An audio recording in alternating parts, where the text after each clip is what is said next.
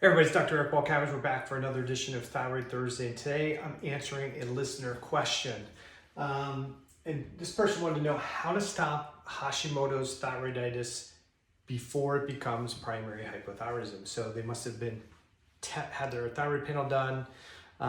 They probably had a TSH that was within the reference range, maybe a T4 within the reference range, or a free T4 within the reference range, but somebody ran thyroid antibodies and they were elevated. So the person maybe was told that they have thyroiditis, they have a Hashimoto's thyroiditis, which means there's immune system damaging the gland and there's positive antibodies.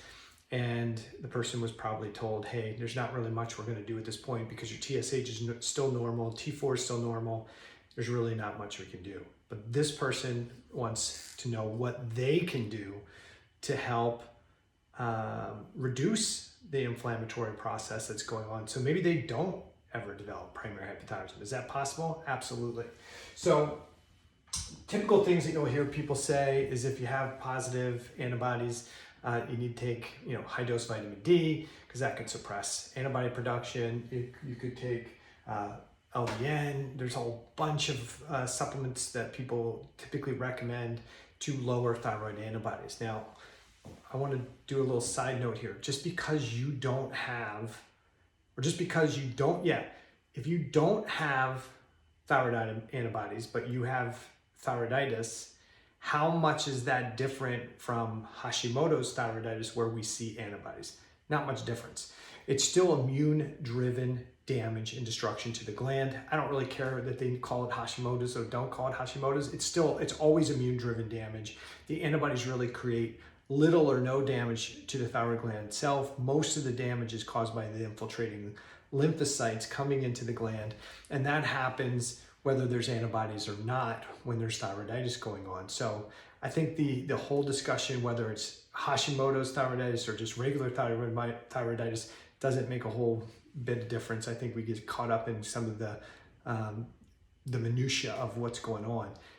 If you have thyroiditis, you have an inflammatory damage going on, immune-driven damage to the thyroid gland, and we need to ask the question, why is the immune system creating damage to the gland? That becomes the most important question. Whether you have antibodies or don't have antibodies, this treatment strategy should still be the same. So do these things work? They might work to lower antibodies if you have them, but they may not change the thyroiditis that's going on, okay?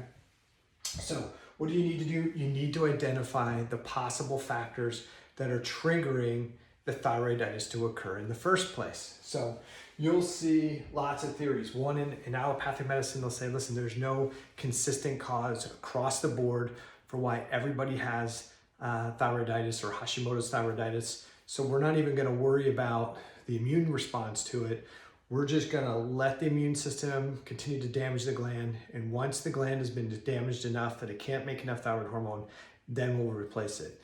The medical community will tell you that the cause of your thyroiditis is idiopathic, meaning they don't know why, okay? And I think that's fair because they don't know why. They're not in the business of looking for why. And there typically isn't one cause. You could line up 10 people, 20 people, 100 people with thyroiditis or Hashimoto's thyroiditis, and what's triggering their immune upregulation could be different for everybody, okay? You have the certain population of the people, especially in the functional medicine world, who will say that your immune system is just out of control and it's attacking your tissues. Do I think that your immune system just woke up one day and lost control and just started attacking your thyroid tissue and like it doesn't know what's going on? I think that's probably less likely of the scenario, but it is one of the theories that's out there. The third thing you'll often hear is the one thing reason for why you have Hashimoto's thyroiditis or just thyroiditis in general, and that is it's because of EBV, it's because of parasites, it's because of mold, it's because of one thing that's driving the process. And if you just treat and manage this one thing, your condition will improve. For some people, that may be the case, that there's only one thing that's triggering the thyroiditis to occur. I don't believe that's the case. I think it's a different option, but that is one of the things you might often hear. And then the fourth option, which is the one I think happens in most people, is that cells in your body operate in one of two states. They're either in low stress, what we call homeostatic manufacturing mode. They're trying to bring a lot of thyroid hormone into the system, a lot of glucose into the system, fat into the system to generate energy so that the cellular machinery can make stuff, proteins and enzymes and hormones and energy. Or your cells are working from a stress response, a danger response, and in that situation, they shift from manufacturing to cell defense. And it is my belief, and this is what I wrote my book about with Dr. Kelly, the thyroid debacle, is that it's excessive cell stress over time that triggers the cell danger response. And then adaptively, the cells downregulate their metabolism. Less T4 is converted to T3. There's less T3 in the cell. We slow down the manufacturing process and we ramp up defense. And when that occurs for an extended period of time and these inflammatory and danger signaling molecules are in circulation, not only can they activate the immune inflammatory systems, but they can also activate the self-destruction of the thyroid gland. These danger particles, these pathogen-associated molecular peptides and damage-associated molecular peptides can bind to receptors on the thyroid gland and actually initiate destruction. So is the cause a bacteria, a virus, a toxin, an emotional threat, a trauma, foods?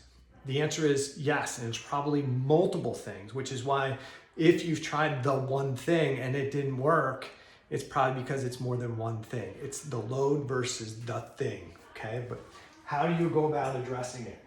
Well, one of the first things to do is go back and write out your health history, your health timeline, like from the day you were born to current day, and just kind of list out your history, all the things that may have been created stress and strain on your physiology, traumas, antibiotic use, illness, surgeries, procedures, family issues, divorces, whatever, all the things that could have accumulated, and then consider what was happening in the 6 months to year before that actual diagnosis, right? You can go back and look at, hey, when was I actually start having hypothyroid signs and symptoms? What was happening in the 6 months or more leading up to my diagnosis? That may help you understand what was contributing to the load that put your body from, I can manage the stress, to I can no longer manage the stress and I need to protect myself, okay? So do that. The next is evaluate what Dr. Kelly and I talk about in our book, the fitness factors. These are all the key aspects of your health and your physiology that either make you healthier or they result in decreased health. And so look at your dietary fitness. How healthy is it, right? You can look at your sleep health and sleep fitness, your respiration, your emotional fitness, your habitual fitness. Your habitual fitness, what you do on a regular basis, your physical fitness, your environmental fitness. These are all things you can assess on your own. There's lots of resources on the web. You can use the Thyroid Debacle book, part 3 of the book, to start get an introductory to all these things. And then you can look at your metabolic fitness, your microbial fitness, and your genetic fitness. And those are in blue because those are the things you're probably going to need some assistance with from a trained functional medicine practitioner. And really, the functional medicine practitioner should really be helping you with all of these things. If you don't want to reach out to a functional medicine practitioner, you pick up the book, The Thyroid Debacle, and you start going through part 3 and start working on things on your own. That's awesome. You want to start raising your level of fitness in each one of these categories. If you don't do any physical exercise, start adding regular training, regular fitness to your daily routine. Improve your dietary fitness. Just start working on improving each one of these categories. In my office, I give my clients a fitness factor questionnaire so I can look at all of these and get an idea of what systems do I need to work on first. Work with a functional medicine doctor. If you've improved the fitness of these things and you're still struggling with signs and symptoms or positive labs, find a functional medicine practitioner to work with. And yes, shameless plug, pick up a copy of the Thyroid Debacle, read part 3 and start working on those strategies.